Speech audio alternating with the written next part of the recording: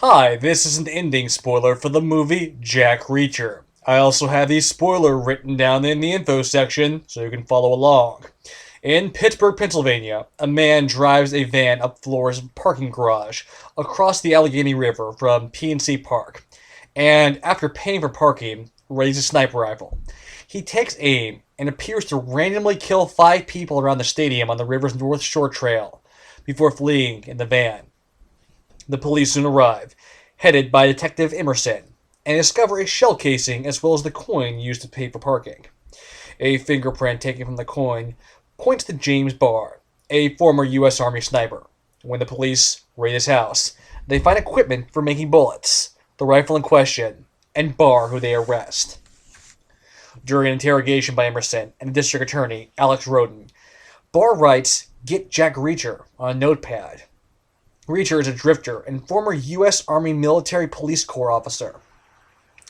Reacher later arrives in Pittsburgh after seeing the news report about Barr and the shooting. Emerson and Robin deny Reacher's request to view the evidence, but agree to let him see Barr, who was brutally attacked by fellow inmates while being transported and is now in a coma. While there, he meets Barr's defense attorney, counselor Helen Rodin, the DA's daughter, who is trying to save Barr from the death penalty. Helen says that she can arrange for Reacher to see the evidence if he will become her lead investigator. Reacher retorts that he's not interested in clearing Barr, but wants to bury him.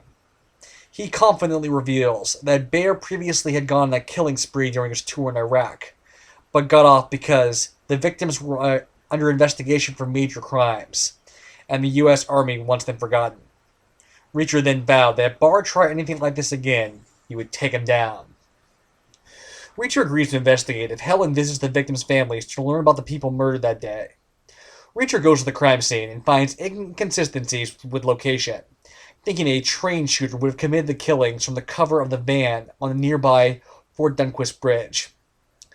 After Helen reports her findings about the victims to Reacher, he suggests that the owner of a local construction company was the intended victim, with the killing of other random victims intended to cover up that fact.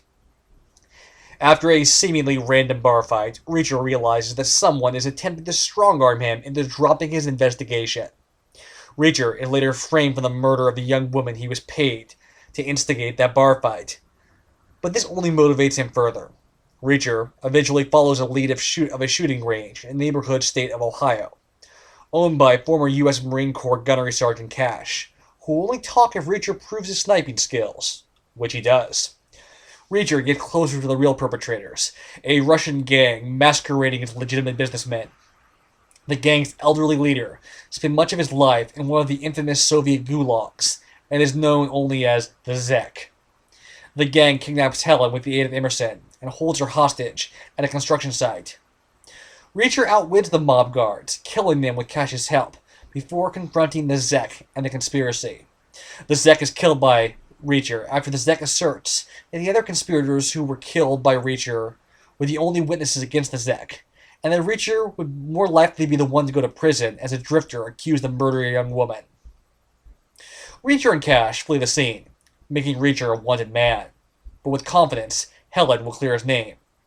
When Barr awakens from his coma, he tells Helen he has no recent memory, but believes he must be guilty of the shooting and is willing to confess and accept punishment, noting that Reacher will mete out justice if law is not done. That's the ending.